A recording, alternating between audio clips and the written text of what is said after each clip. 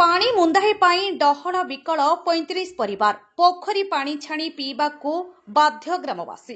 ଦେବଗଡ଼ ଜିଲ୍ଲା ରିଆମାଳ ବ୍ଲକ ଖିଲେଇ ପଞ୍ଚାୟତ ଅନ୍ତର୍ଗତ ତଲେଇସୁର ଗ୍ରାମର ପୁରୁଣା ସାହିରେ ଦୀର୍ଘଦିନ ଧରି ଲାଗି ରହିଥିବା ପାନୀୟ ଜଳ ସମସ୍ୟା ଏବେ ଚରମ ସୀମାରେ ପହଞ୍ଚିଛି। ସାହିରେ ପ୍ରାୟ 35ଟି ପରିବାର ବସବାସ କରୁଥିବା ବେଳେ ବିଶୁଦ୍ଧ ପାନୀୟ ଜଳର ଅଭାବ ସେମାନଙ୍କ ଦୈନନ୍ଦିନ ଜୀବନକୁ ଦୁର୍ବିସହ କରିଦେଇଛି। ଏକ ମୁନ୍ଦାଏ ପାଣି ପାଇଁ ଲୋକମାନେ ଡହଳ ବିକଳ ହେଉଥିବା ବେଳେ ଶେଷରେ ପୋଖରୀରୁ ପାଣି ଆଣି ଛାଣି ପିଇବାକୁ ବାଧ୍ୟ ହେଉଛନ୍ତି।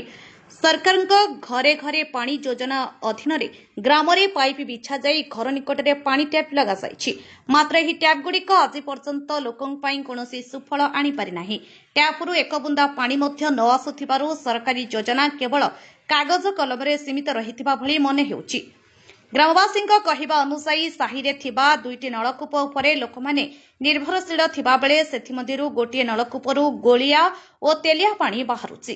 ଏପରିକି ପାଣି ସହ ଲୁହାପଥର ଗୁଣ୍ଡ ବାହାରୁଥିବାରୁ ସେହି ପାଣି ପିଇବା କିମ୍ବା ଘରୋଇ କାମରେ ବ୍ୟବହାର କରିବା ଅନୁପଯୋଗୀ ହୋଇପଡ଼ିଛି। ଫଳରେ ଏକମାତ୍ର ବିକଳ୍ପ ଭାବେ ଗ୍ରାମବାସୀ ଗାଡ଼ିଆ ପୋଖରୀ ଉପରେ ନିର୍ଭର କରୁଛନ୍ତି। ପାନୀୟ ଜଳର ଅଭାବ ଯୋଗୁଁ ଲୋକମାନେ ପୋଖରୀରୁ ପାଣି ଆଣି ତାହାକୁ ଛାଣି ରୋଷେଇ ଓ ପିଇବା କାମରେ ବ୍ୟବହାର କରୁଛନ୍ତି। ବର୍ଷା ଋତୁରେ ଏହି ପୋଖରୀ ପାଣି ବ୍ୟବହାର କରିବା ଫଳରେ ଡାଇରିଆ, ଝାଡ଼ାବାନ୍ତି, ଟାଇଫଏଡ୍ ଭଳି ବିଭିନ୍ନ ଜଳବାହିତ ରୋଗ ବ୍ୟାପିବାର ଆଶଙ୍କା ବଢ଼ିଯାଇଛି। ବିଶେଷକରି ଶିଶୁ ଓ ବୟସ୍କ ବ୍ୟକ୍ତିମାନଙ୍କ ସ୍ୱାସ୍ଥ୍ୟ ପ୍ରତି ଚିନ୍ତା ବଢ଼ିଛି।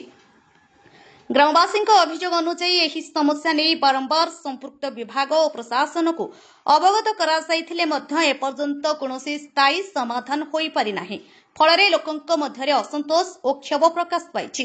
ତେଣୁ ତୁରନ୍ତ ତଲେଇସୁର ଗ୍ରାମର ପୁରୁଣା ସାହିର 35ଟି ପରିବାରକୁ ବିଶୁଦ୍ଧ ପାନୀୟ ଜଳ ଯୋଗାଇବା, ଅଚଳ ପଡ଼ିଥିବା ଜଳ ଯୋଗାଣ ପ୍ରକଳ୍ପକୁ କାର୍ଯ୍ୟକ୍ଷମ କରିବା ଓ ନଷ୍ଟ ନଳକୂପର ମରାମତି କରିବା ପାଇଁ ଗ୍ରାମବାସୀ ଜିଲ୍ଲା ପ୍ରଶାସନ ଓ ସମ୍ପୃକ୍ତ ବିଭାଗ ନିକଟରେ ଦୃଢ଼ ଦାବି ଜଣାଇଛନ୍ତି। ଏବେ ପ୍ରଶାସନ କେବେ ଏହି ଗୁରୁତର ସମସ୍ୟାର ସମାଧାନ କରୁଛି ତାହା ଉପରେ ସମଗ୍ର ଅଞ୍ଚଳବାସୀଙ୍କ ନଜର ରହିଛି। ବ୍ୟୁରୋ ରିପୋର୍ଟ, ଆପଣଙ୍କ ଖବର। ସୁମତି ସାହୁ ଗାଁ ତଲେଶ୍ୱର। ଆମର ପାଣି ଲାଗି ତ ଆମେ ବେଶୀ ଅସୁବିଧା ପାଉଛୁ। ଗୋଟେ ପାଣି ଟାଙ୍କି ଅଛି 2 କିଲୋମିଟରରେ ଯେ ଆମେ ସେଠୁ ପାଣି ଟିକେ ବି ପାଇ ପାରୁନୁ। ପାଇପ୍ ଦିଆ ହେଇଛି ଯୋଉ ଆସିଛି ସବୁ ପାଣି, କିନ୍ତୁ ଆମ ଘରକୁ ପହଞ୍ଚୁନି ପାଣି।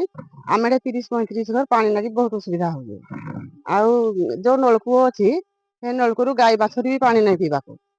ବହୁତ ରିଜେକ୍ଟ ପାଣି ଟା ଆମେ ପାଟିରେ ଦେଇ ପାରୁନୁ। ଗାଈ ବାଛୁରୀ ଆଣିଲେ ଗାଈ ବାଛୁରୀ ବି ପାଣି ଆଉ ପିଇ ପାରୁନାହାନ୍ତି। ତେଣୁକରି ଆମେ ସରପଞ୍ଚକୁ ସେଇ ଯୋଉ ଜିଲ୍ଲାପାଳ ସମସ୍ତଙ୍କୁ ଜଣେଇଛୁ ଯେ ଆମ ସାହିକି ଗୋଟେ ନଳକୂଅ ଦବ ବୋଲି, କିନ୍ତୁ କେହି ଆମ କଥା ଶୁଣୁନାହାନ୍ତି। ଆମେ ଖରା ଦିନ ଲାଗି ବହୁତ ଅସୁବିଧା ହଉଛି ପାଣି ଲାଗି। ଆପଣ ସେତିକି ଚାହିଁଲେ ଦେଲେ ଆମକୁ ପାଣି ଟିକେ ସୁବିଧା କରିଦେଇପାରିବେ। ମୋ ନାଁ ରୋନୁ ସାହୁ, ଗାଁ ତଲେଶ୍ୱର। କଣ ହେଇଛି ଅସୁବିଧା? ଆମ ଏଇରେ 35 ଘର ଅଛୁ ଆମ ସାହିରେ।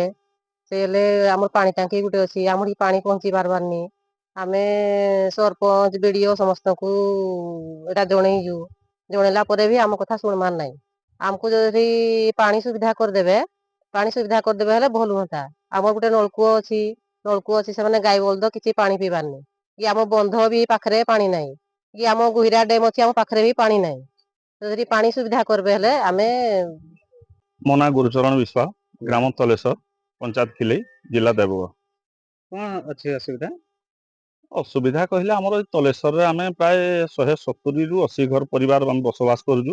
ଯୋଉଟାକି ଆମର 2 ଭାଗରେ ବିଭକ୍ତ ହେଇଛି। ଏଇଟା ଆମର ନୂଆ ସାହି, ପୁରୁଣା ସାହି। ଯୋଉଟାକି ଆମେ ବାସଚ୍ୟୁତ ହେବା ପରେ ଆମର କିଛି ଘର ଆମେ ନୂଆ ଜାଗାକୁ ଉଠି ଯାଇଛୁ। ଆଉ ପୁରୁଣା ଜାଗାରେ ଆମେ 35ରୁ 40 ଘର ପାଖାପାଖି ଆମେ ଏଠି ବସବାସ କରୁଛୁ। ଆମର 50,000 ବିଶିଷ୍ଟ ଗୋଟେ ପାଣି ଟାଙ୍କି ବି ଅଛି, କିନ୍ତୁ ପାଣିଟା ଏଇ 35 ଘର ପାଇଁ ସାତ ସପନ ସଦୃଶ ହେଇଯାଇଛି। ମାନେ ଯୋଉଟାକି ପାଣିଟା ପହଞ୍ଚିବା ପାଇଁ ବହୁତ ଅପହଞ୍ଚ ହେଇଯାଇଛି।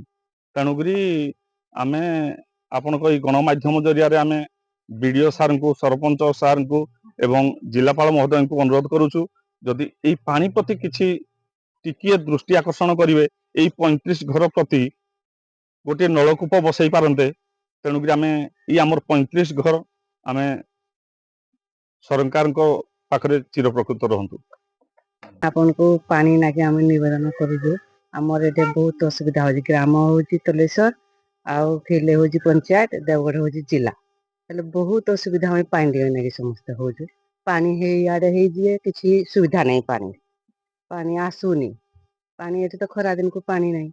लागो पानी नागे आम बहुत असुविधा हो समस्ते मीटिंग कर कहलु आपन को जनइमु हेले सरकार को जनइले से ग्राम सेवक से पंचायत सरपंच से एमएलए से समस्त को जनइले पानी दिए हेबो बोली आमे आपन को अनुरोध।